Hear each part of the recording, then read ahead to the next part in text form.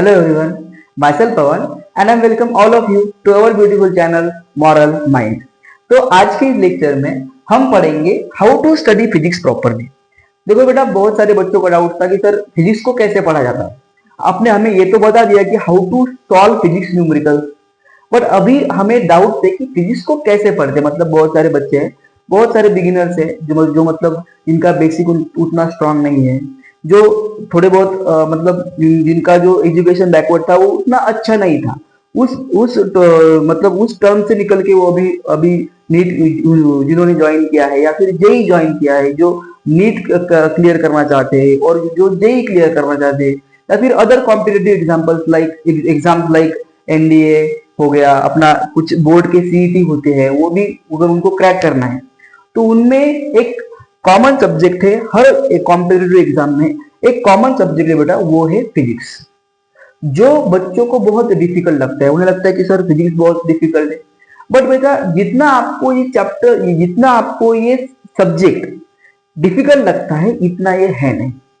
मैं मानता हूं इसमें थ्योरी भी है, इसमें उस थ्योरी का एप्लीकेशन भी है, इसमें ढेर सारे क्वेश्चन भी है, उसमें कंफ्यूजन भी है और हमारा बेसिक भी उतना स्ट्रांग नहीं है।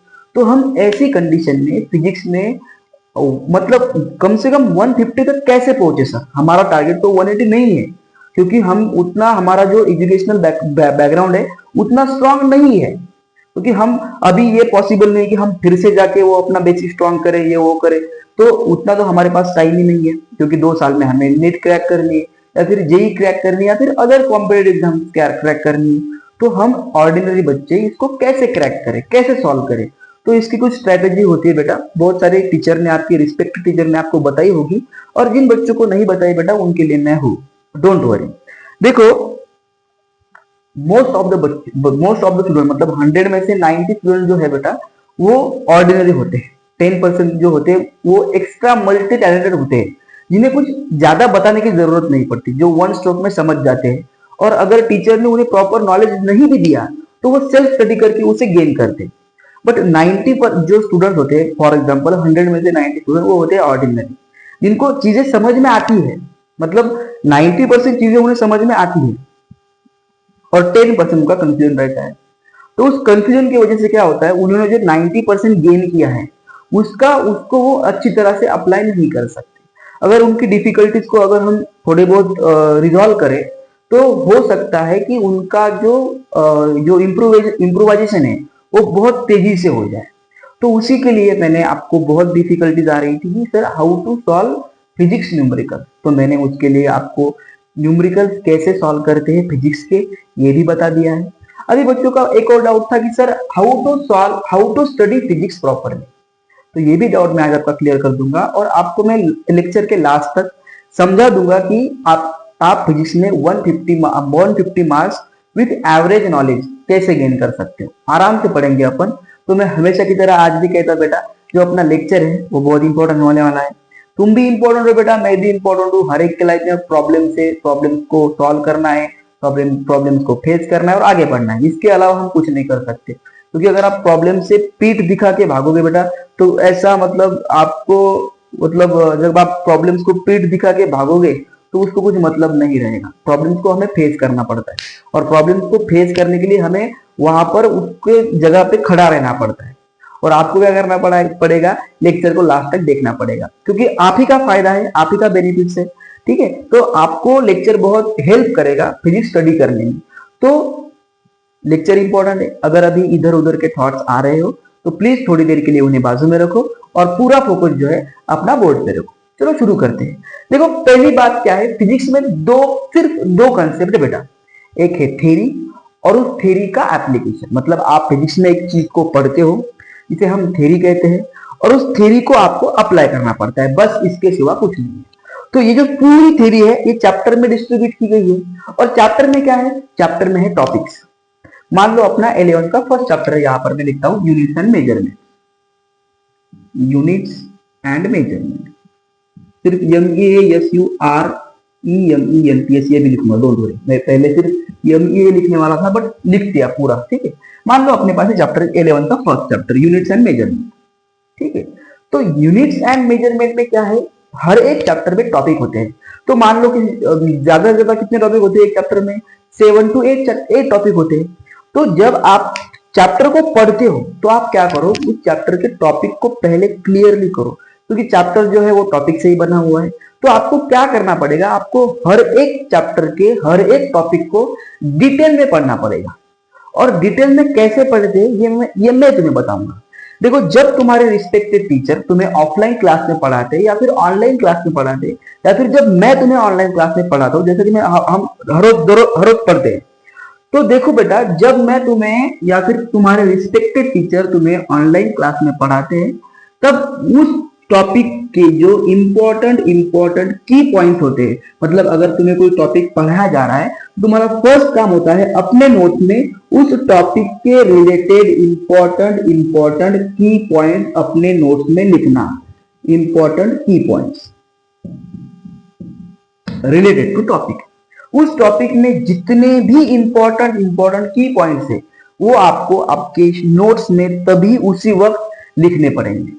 तो पहला टास्क क्या है, फिजिक्स स्टडी करते वक्त टॉपिक के जो इम्पोर्टेंट की पॉइंट्स है आपको अपनी नोट्स में पढ़ाते समय लिखने पड़ेंगे। ये हो गया अपना फर्स्ट पॉइंट।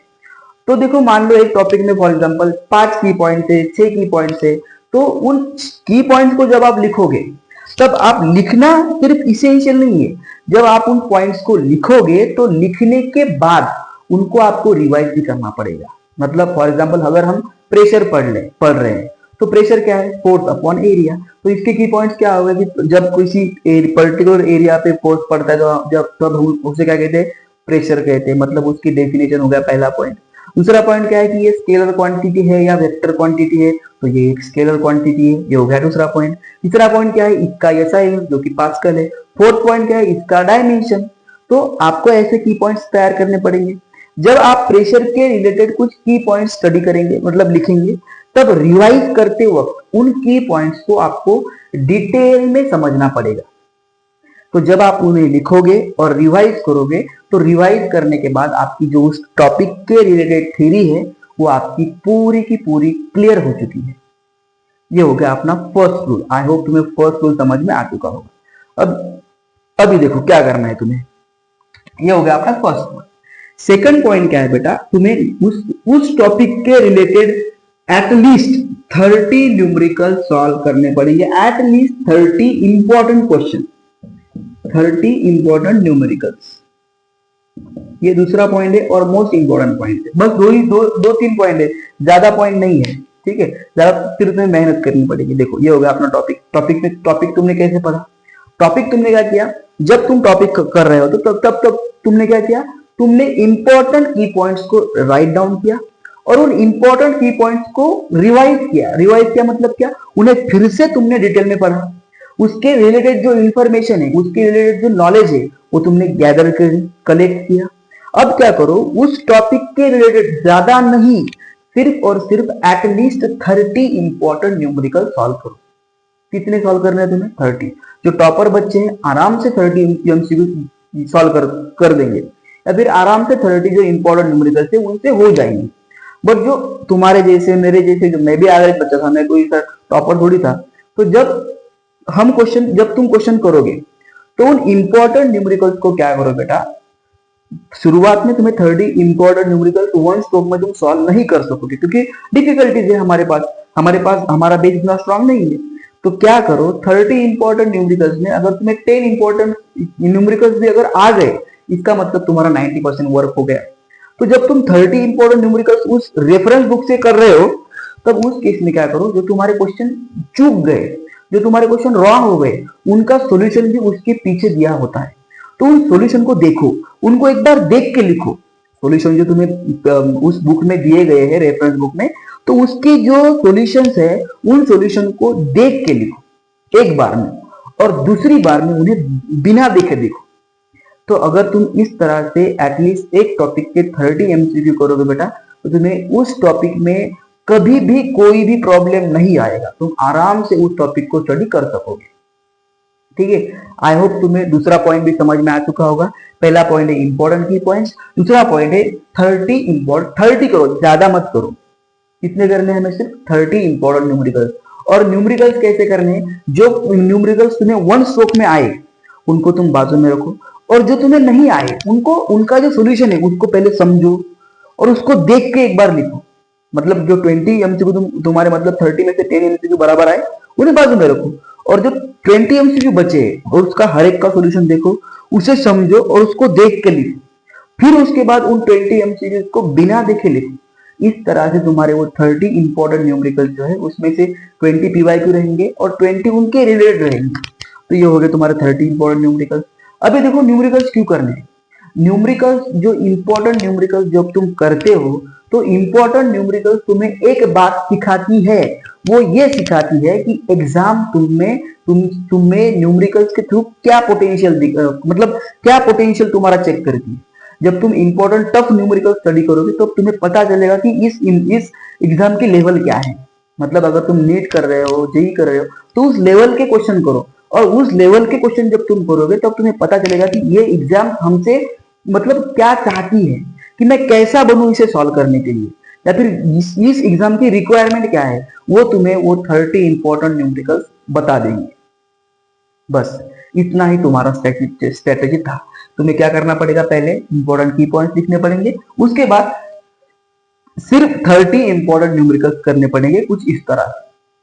तो अगर तुम किसी भी टॉपिक को इस तरह से सॉल्व करते हो या फिर इस तरह से पढ़ते हो, तब मैं तुम्हें 101% गारंटी के साथ कहता हूं बेटा, तुम्हें कभी भी इसके बाद कोई भी डिफिकल्टीज फिजिक्स में नहीं आएगी। नहीं आएगी मतलब नहीं आएगी। तो ये हो गए तुम्हारे 2 पॉइंट। अभी मैंने तुम्हें कहा था लेक्चर थोड़ा शॉर्ट होने वाला है क्योंकि बहुत डिटेल में नहीं जाना है हमें, बस तुम्हारे लिए जो इंपॉर्टेंट बातें हैं वो मैं तुम्हें बताना चाहता था, ठीक है।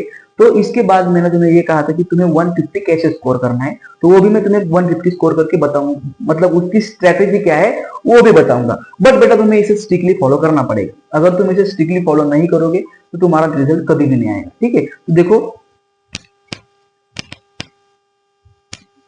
अभी देखो ये होगा, इसको थोड़ी देर के लिए मैं इरेज करता हूँ, इसे भी इरेज करता हूँ क्योंकि मुझे ना थोड़ा स्पेस चाहिए लिखते वक्त। अगर मुझे स्पेस नहीं मिला ना तो मतलब थोड़ा बहुत मेरा दम घुटता है। देखो डोंट वरी। अभी देखो ये हो गए अपने 2 पॉइंट। अभी हमें फिजिक्स में एटलीस्ट 150 मार्क्स कैसे गेन करने हैं, एटलीस्ट 150 मार्क्स। तो जो स्टूडेंट्स टॉपर स्टूडेंट है वो 180 का गोल रखे, जो एवरेज स्टूडेंट है वो भी 180 का गोल रखे। डोंट वरी, आपके बनेंगे 180 अगर आप मेहनत करते हो। अगर आप मेहनत नहीं करते हो, आपको उतनी चीजें समझ में नहीं आती, आप फ्रस्ट्रेट होते हो, आप जब क्वेश्चन करते हो फिजिक्स के, केमिस्ट्री के, बायोलॉजी के या फिर मैथ के, तब आपको कुछ समझ में नहीं आता, आप कंफ्यूज हो रहे हो, आपसे कुछ बन नहीं रहा, आप नर्वस हो रहे हो, आप ऊपर कोने में जाके रो रहे हो, घर वालों को बोल रहे हो कि मेरे से नहीं हो रहा है, अब आप मतलब थोड़ी बहुत होप भी छोड़ रहे हो। तो ऐसे स्टूडेंट के लिए ये 150 मार्क्स की स्ट्रेटेजी मेरे पास है। डोंट वरी, मैं तुम्हें गिरने नहीं दूंगा। तुम खुद मतलब अपने पैरों पे खड़े रह के कहोगे कि सर मैंने, हाँ आपने जो कहा था वो मैंने फॉलो किया और आज मेरे एटलीस्ट सर 180 नहीं आए बट मेरे 150 आए सर। मैं उस तरीके से आपको पढ़ाऊंगा। देखो अपने 11th में कितने चैप्टर है, फॉर एग्जाम्पल 14 to 15 चैप्टर है, एटलीस्ट 15 चैप्टर है, ठीक है। 12th में अपने 14 चैप्टर, तुम्हें टोटल कितने चैप्टर करने हैं, 29। अगर तुम इन 29 चैप्टर को पूरा करते हो तब तुम्हें 180 मार्क्स मिलेंगे, राइट। तुम्हें फिजिक्स में 180 मार्क्स ऑब्टेन करने के लिए कितने मार्क्स, कितने चैप्टर को स्टडी करना पड़ेगा, 29 चैप्टर को स्टडी करना पड़ेगा। उसके बाद तुम्हें 180 मार्क्स मिलेंगे, राइट। बट देखो बेटा, तो तुम्हें जो है कुछ भी टेंशन नहीं लेना है क्योंकि तुम्हें 29 चैप्टर अपने फिजिक्स के है, अपने केमिस्ट्री के भी उतने ही चैप्टर है, अपने बायोलॉजी के भी मतलब 30 to 33 चैप्टर है बायोलॉजी के। तो ढेर सारे चैप्टर हैं, उसमें ढेर सारा नॉलेज है, और उस नॉलेज को ये अपनी नीट जो है या फिर जेई जो है, मतलब जेई के लिए तो मैथमेटिक्स के भी चैप्टर है, तो जेई नीट ये जो एम्स, ये जो अपने एग्जाम्स है वो क्या करते हैं, बच्चों की मेंटल हेल्थ को चेक करते हैं, वो उनकी साइकोलॉजी को चेक करते हैं कि कैसे स्टडी करते हैं। बट हमें स्मार्ट स्टडी करना है। आपको 11th के 29 चैप्टर, सॉरी आपको 11th के 14 to 15 चैप्टर पूरे स्टडी नहीं करने हैं क्योंकि आपका पोटेंशियल नहीं है बच्चा, ये आप पहले एक्सेप्ट करो। क्योंकि देखो अगर आप एवरेज स्टूडेंट हो, मतलब मैं तुम्हें डीमोटिवेट नहीं कर रहा हूँ बट एक स्मार्टनेस दिखा रहा हूँ कि तुम्हें देखो, तुम्हें केमिस्ट्री को भी हैंडल करना है, तुम्हें बायोलॉजी को भी हैंडल करना है, अगर तुम आईआईटी कर रहे हो तो तुम्हें केमिस्ट्री को भी हैंडल करना है, मैथमेटिक्स को भी हैंडल करना है और फिजिक्स को भी हैंडल करना है, और इन सबको मिला के एटलीस्ट कम से कम 50 to 56 चैप्टर बनते हैं, राइट? सॉरी 50 to 56 नहीं, 70 to 76 चैप्टर बनते हैं। तो तुम्हें इन सभी चैप्टर को स्टडी करना है 2 सालों में, और तुम्हें उनकी अगर कोई हर एक कंसेप्ट अगर पूछी जाए तो वो भी तुम्हें क्लियर होनी चाहिए। तो ये अपने एग्जाम की रिक्वायरमेंट है। बट एग्जाम की रिक्वायरमेंट अगर तुम्हें 720 मिले तभी तुम, अगर तुम्हें 720 मिले, 720 मार्क मिले तभी तुम नीट क्रैक कर सकोगे क्या? नहीं, उसका कट ऑफ रहता है। मतलब मान लो 540 हो गया कास्ट के लिए, अगर कोई ओपन कैटेगरी में है तो उसके लिए 600 हो गया, तो आपको कट ऑफ जो कट ऑफ है वो 600 तक है। मतलब अगर आपको 720 में 720 नहीं आते तो आप क्या करो, सिर्फ 600, एटलीस्ट 600 मार्क्स आप ऑब्टेन करो, आपका सिलेक्शन हो जाएगा। तो 720 ये अपना लक्ष्य रखो, बट अगर हमसे नहीं होता है तो मत रखो, डोंट वरी। अभी देखो मैं तुम्हें क्या बता रहा हूं, देखो क्या करना है आपको। 11 के आपको 14 to 15 चैप्टर स्टडी नहीं करने। पहले आप क्या करो, एक 14 to 15 चैप्टर को आप एनालिसिस करो, उसमें से उन हर एक चैप्टर का जो वेटेज है एग्जाम में, कि मतलब अपने system of particles and rotational motion का क्या वेटेज है, कितने मार्क, कितने क्वेश्चंस आते हैं, यूनिट्स एंड मेजरमेंट के कितने क्वेश्चन आते हैं, लॉज ऑफ मोशन के कितने क्वेश्चन आते हैं, फ्लूइड मैकेनिक्स के कितने आते हैं, वेव्स के कितने आते हैं, थर्मोडायनामिक्स के कितने आते हैं, आपको एक वेटेज देखने को मिलेगा हर एक चैप्टर का। उसमें कुछ रेफरेंस बुक ऐसे हैं जिसमें आपको टॉपिक का भी वेटेज दिया जाता है कि ये टॉपिक इतना, ये टॉपिक का इतना वेटेज है, ये टॉपिक का इतना वेटेज है। तो पहले आप उसको एनालिसिस करो। जब आप उसे एनालिसिस करोगे तब आपको पता चलेगा कि कुछ चैप्टर का जो वेट है, मतलब विथ रिस्पेक्ट टू मार्क्स या फिर विथ रिस्पेक्ट टू क्वेश्चन, वो ज्यादा है। मतलब किसी चैप्टर के 3 एमसीक्यू पूछे जाते हैं, किसी चैप्टर का सिर्फ 1 ही एमसीक्यू पूछा जाता है, किसी चैप्टर के 5 एमसीक्यूज पूछे जाते हैं, या फिर किसी चैप्टर का, या फिर कभी कभी 1-2 साल बाद में एमसीक्यू हमें एक आध देखने को मिलता है। तो ऐसे चैप्टर जो होते हैं वो थोड़े से कम इंपॉर्टेंट होते हैं, और जो ज्यादा वेटेज की चैप्टर है वो थोड़े से ज्यादा इंपॉर्टेंट होते हैं। तो आप क्या करो बच्चा, अगर आपको 180 आउट ऑफ अगर 180 आपसे नहीं बनते हैं तो डोंट वरी, आप क्या करो, 11 के चैप्टर को पहले आप बाजू में रखो, उनका एनालिसिस करो, और उसमें से जितने चैप्टर का वेटेज ज्यादा है उतने ही चैप्टर स्टडी करो। मतलब तुम्हें 14 to 15 चैप्टर स्टडी करने की जरूरत नहीं है फॉर 150 मार्क्स, फॉर 150 मार्क्स, ठीक है? तुम्हें फॉर 150 मार्क्स 11 के सिर्फ और सिर्फ 8 या फिर 9, मैक्सिमम आपको 8 चैप्टर स्टडी करने पड़ेगी। जब आप 8 चैप्टर स्टडी करेंगे तो 8 चैप्टर स्टडी करने के बाद आपको ये 8 चैप्टर आपको इस तरह से स्टडी करने हैं कि अगर आपको उसमें से कुछ भी पूछा जाए, कुछ भी, तो आप उसका 1 सेकंड के अंदर आप उसका आंसर निकाल सकोगे। आपको ऐसे क्वेश्चन, आपको इस तरह से उन 8 चैप्टर को स्टडी करना पड़ेगा। तो जब आप उन 8 चैप्टर को स्टडी करोगे तो उनको स्टडी करने का भी एक स्ट्रेटेजी है। तो क्या करो बच्चा, कुछ मत करो, एक टॉपिक के 30 एमसीक्यू अगर आपने सॉल्व कर दिए तो एक चैप्टर में मिनिमम या फिर मैक्सिमम 10 टॉपिक होते हैं। मतलब आपको एक टॉपिक के सिर्फ और सिर्फ 30 इंपॉर्टेंट क्वेश्चन करने हैं। तो आप एक चैप्टर के कितने क्वेश्चन करोगे? 300 क्वेश्चन करोगे, इंपॉर्टेंट क्वेश्चन। तो 8 चैप्टर के कितने क्वेश्चन हो गए बेटा? 8 चैप्टर के हो गए 2400 क्वेश्चन।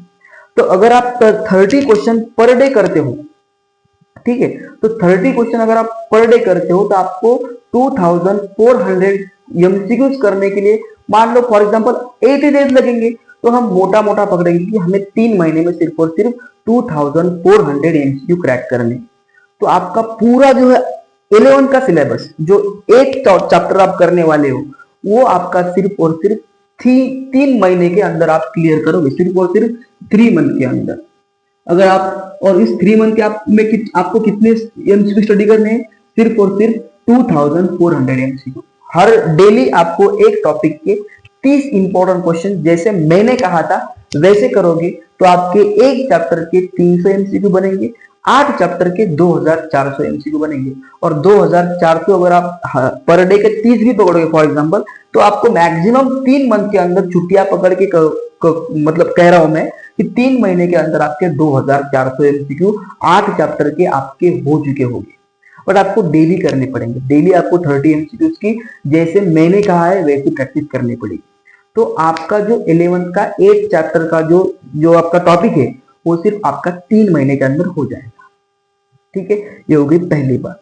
तो आप जब 8 चैप्टर स्टडी करेंगे तो ये आपके 8 चैप्टर मैक्सिमम आपको 20 एमसीक्यू आपको प्रोवाइड करेंगे। 8 चैप्टर में आपको 20 एमसीक्यू आराम से देखने को मिलेंगे। इस 8 चैप्टर के आपको 20 एमसीक्यू दिखते हैं बेटा, तो 20 एमसीक्यू 20 मल्टीप्लाई बाय 4 कितना हुआ 80 क्वेश्चन 80 मार्क्स। तो आपके 80 मार्क्स जो है आपको आपके 8 चैप्टर ने दे दिए, sorry 20 into 4 right 20 into 4 80 marks. ठीक है, तो 80 मार्क्स जो है आपके हो जाएंगे। अभी देखो आप बोल रहे हो कि सर आप ऐसा कंफ्यूजन में क्यों, क्योंकि देखो बेटा अभी रात का 1 बजा है और अभी मैं बाहर से आ गया था, बट 2-3 दिन से लेक्चर नहीं अटेंड करना मतलब कर सका, तो अभी मैं लेक्चर अटेंड कर रहा हूँ क्योंकि थोड़ा बहुत काम था बाहर, इसीलिए भी आया। और थोड़ा बहुत 19-20 हो जाता है क्योंकि मतलब थकान भी है, नींद भी आ रही थी, बट अब अभी थोड़ा बहुत फ्रेश हो चुका हूँ और सिर्फ लेक्चर पे अभी फोकस है। ठीक है, तो अगर थोड़ी बहुत चूक होती है तो I am sorry for that. तो 8 चैप्टर जो है आपको 80 मार्क्स देंगे। तो आपके 11th ने आपको कितने मार्क्स दिए 100 में से 80 मार्क्स, क्योंकि 8 चैप्टर जो है बेटा वो आपको 20 एमसीक्यू आराम से देंगे। अगर 20 एमसीक्यू नहीं भी देते हैं फिजिक्स के, फॉर एग्जांपल नहीं देते, कम से कम आपको 16 तो एमसीक्यू देंगे। तो 16 एमसीक्यू जो है, मान लो हमें 20 एमसीक्यू नहीं दिए 8 चैप्टर में, फॉर एग्जांपल नहीं दिए, कितने फॉर एग्जांपल हमें 60 एमसीक्यू दिए, 2 एमसीक्यू पर चैप्टर अगर हम मतलब मान के चले तो 16 मल्टीप्लाई बाय 4 कितना होता है 64 मार्क्स। 64 मार्क्स जो है बच्चा वो तुम्हें दिए है सिर्फ और सिर्फ अपने तुम्हारे 11th में तुम्हें 64 मार्क्स दिए सिर्फ और सिर्फ एक चैप्टर डिटेल में पढ़ के। और एक चैप्टर डिटेल में पढ़ना मतलब क्या, सिर्फ और सिर्फ तुमने 3 महीने में 2400 इंपॉर्टेंट क्वेश्चन वो तुमने स्टडी की। अभी मैंने एनसीईआरटी के बारे में नहीं बताया, डोंट वरी। जिन बच्चों को लग रहा है कि सर आपने एनसीईआरटी के बारे में क्यों नहीं बताया, वो भी बताऊंगा, डोंट वरी। ठीक है, अभी देखो ये हो गया तुम्हारे 2400 एमसीक्यू। अभी 12th में आओ, तो 12th का भी जैसे तुमने 11th का एनालिसिस किया वैसा ही तुम्हें 12th का एनालिसिस करना पड़ेगा। बट 12th के जो 14 चैप्टर है तुम्हें 14 में से एटलीस्ट 10 चैप्टर करने पड़ेंगे बेटा, 10। और वो भी कैसे करने पड़ेंगे, जो बच्चे एवरेज है मतलब उनको 10 नहीं होते तो वो एटलीस्ट कम से कम 9 चैप्टर तो करो, मतलब 9 to 10 चैप्टर के इसकी रेंज में आपके चैप्टर क्लियर होने चाहिए। तो आपको अगर 12 को स्टडी करना है तो एटलीस्ट 9 चैप्टर to 10 चैप्टर आपको 12 के स्टडी करने ही पड़ेंगे। और वो चैप्टर स्टडी करने पड़ेंगे जिनका वेटेज ज्यादा है, मतलब करंट इलेक्ट्रिसिटी हो गया, इलेक्ट्रोस्टैटिक पोटेंशियल एंड कैपेसिटेंस हो गया, एसी सर्किट हो गया, इलेक्ट्रोमैग्नेटिक इंडक्शन हो गया, एटम्स मॉलिक्यूल एंड न्यूक्लियर हो गया। ये जो चैप्टर है इनका वेटेज ज्यादा है, सेमीकंडक्टर हो गया, तो इनका वेटेज ज्यादा है। तो जो ज्यादा वेटेज के चैप्टर है 12 के, उन्हें भी आपको इसी तरह से डिटेल में पढ़ना पड़ेगा। बट जब आप 12 के चैप्टर कर रहे हो तब आपको 30 एमसीक्यू नहीं करने हैं, तब आपको एक टॉपिक के 40 एमसीक्यू करने हैं। ठीक है, मैं 40 क्यों कह रहा हूं आपको, क्योंकि आपकी 30 एमसीक्यू ऑलरेडी प्रैक्टिस हो चुकी है। तो अभी आप जब आप 11th में 12th में जाओगे ना, तब आपकी कैपेसिटी को बढ़ाओ। तो एक टॉपिक के आपको एटलीस्ट 40 एमसीक्यू करने पड़ेंगे, जैसे मैंने कहा था वैसे।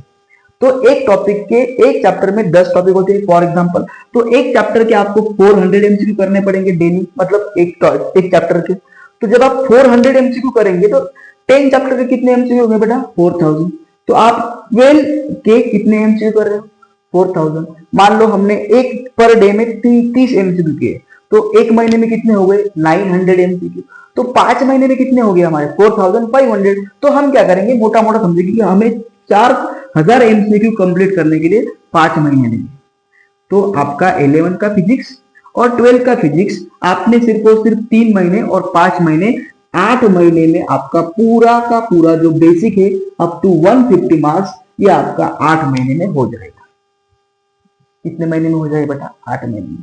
तो 8 महीने के अंदर आपकी जो फिजिक्स के एमसीक्यू है, सॉरी फिजिक्स जो है 11 का और 12 का, वो आपका अभी क्लियर हो चुका है। तो किसने कहा चैप्टर, किसने कहा सब्जेक्ट हार्ड है, बट ये जो 3 महीने थे इसमें आपको कंटिन्यूटी रखनी पड़ेगी। ये जो 5 मंथ थे इसमें भी आपको कंटिन्यूटी रखनी पड़ेगी, क्योंकि आप जो है आपका अभी थोड़ा बहुत मतलब उतना वास्ट स्टडी नहीं है, आप उनका उतना प्रेशर नहीं हैंडल कर सकते, तो आप एटलीस्ट 150 मार्क्स तक इजीली पहुंच सकते हो। पर आपको क्या करना पड़ेगा, इस स्ट्रेटेजी को फॉलो करना पड़ेगा।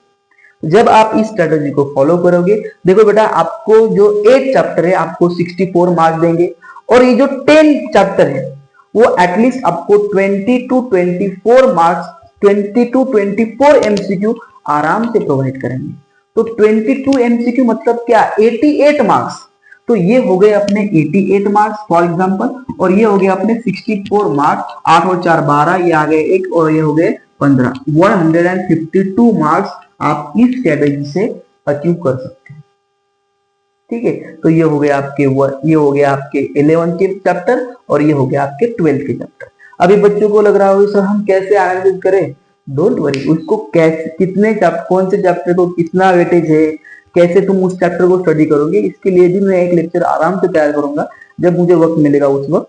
तब आप उसमें भी देख सकते हो कि कौन से चैप्टर को कितना कितना वेटेज है, कौन से चैप्टर को कितना कितना पढ़ना पड़ेगा हमें, मतलब उसके लिए हम कैपेबल रहेंगे। ठीक है, तो वो भी एक स्ट्रेटेजी होती है। तो आपको इतने चैप्टर नहीं करने पड़ेंगे, आपको 8 चैप्टर अपने 11 के हो गए और 10 चैप्टर आपके 12 के हो गए, मतलब आपको 18 से या फिर 17-18 चैप्टर आपको करने पड़ेंगे। 17-18 जब आप एटलीस्ट 17 मैक्सिमम 18 चैप्टर अगर आप करोगे बेटा, तो तब आपके 152 मार्क्स इजीली आप स्कोर कर सकोगे।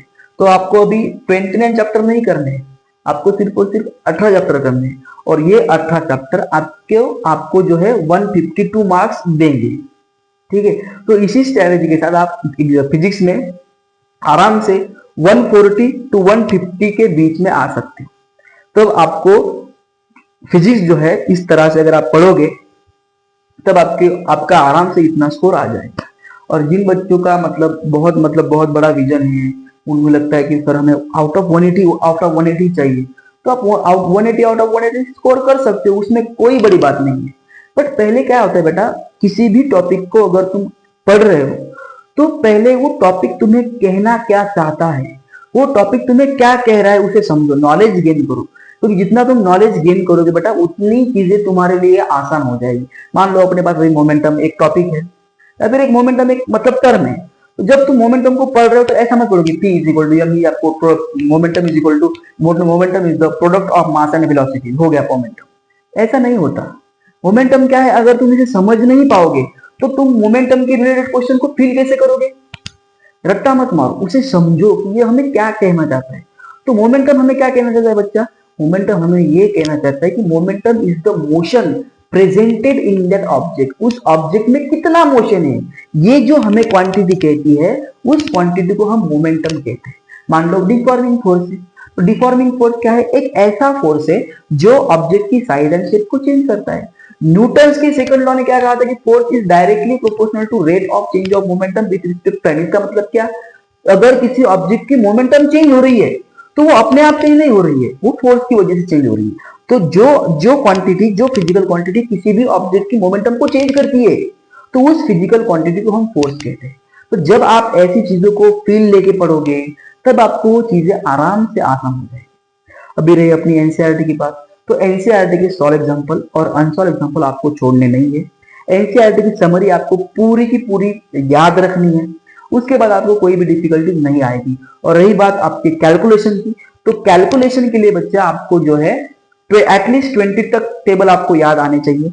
मल्टीप्लीकेशन, एडिशन, डिवीजन, सब्सट्रैक्शन, ये जो चीजें हैं, ये भी आपको प्रॉपर जो बेसिक चीजें है, ये भी आपको आनी चाहिए। मतलब मल्टीप्लीकेशन, डिवीजन, एडिशन और सब्सट्रैक्शन, अगर आप इन चारों चीजों को और 20 तक टेबल को और 20 तक स्क्वायर को अगर आप ध्यान में रखते हो, तब आपको कैलकुलेशन में कोई भी डिफिकल्टी नहीं जाएगी। कैलकुलेशन का बेसिक है, फिजिक्स में ज्यादा कैलकुलेशन नहीं होते।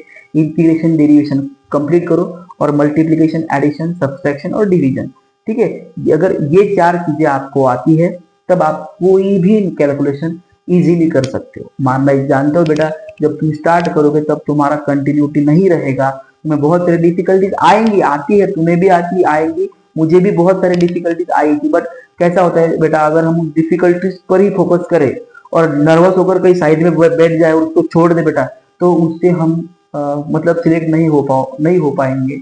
हमारा ये हमारा टर्निंग पॉइंट है बेटा। अगर तुम यहाँ पे अगर सब छोड़ दोगे तब तुम्हारा कुछ नहीं हो सकता, ठीक है। मतलब हो सकता है बट तुम्हें चांस दिया है भगवान ने, उसे छोड़ो मत, उसे अचीव करो। बहुत सारे लोग बोलते हैं कि वन वो क्या है इंग्लिश में कहावत कि single sheet of paper doesn't decide my future.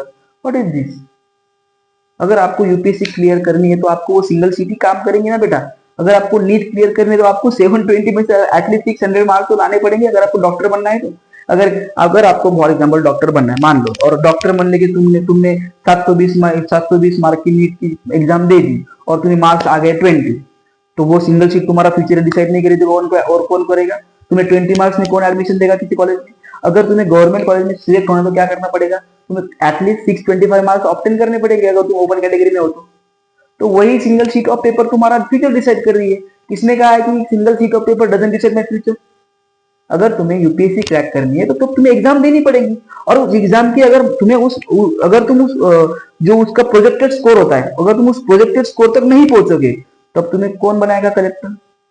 कौन बनाएगा तुम्हें कलेक्टर? ये सब जो चीजें होती है बेटा वो रेलेवेंट भी होती है और इनरेलेवेंट भी होती है, but exam is necessary. Exam check करती है कि बच्चा कैपेबल है या नहीं है। अगर है तो उसका सिलेक्शन हो जाएगा, अगर नहीं है तो उसका सिलेक्शन नहीं होगा। ये सीधी बात है। और अगर तुम्हें सिलेक्ट होना है तुम्हें मार्क्स गेन करने पड़ेंगे, उसकी कुछ स्ट्रैटेजी तुम्हें सीखनी पड़ेगी और उन्हें तुम्हें अप्लाई करना पड़ेगा। तो ठीक है, तो आज के लेक्चर में हमने ये पढ़ा कि how to study physics properly. I hope तुम्हें सभी चीजें समझ में आ चुकी होगी और अभी तुम्हें क्या करना पड़ेगा, उन सभी चीजों को फॉलो करना पड़ेगा। तो बेटा थैंक्स फॉर वॉचिंग, आज के लिए बस इतना ही था एंड ऑलवेज स्टे ब्लेस्ड।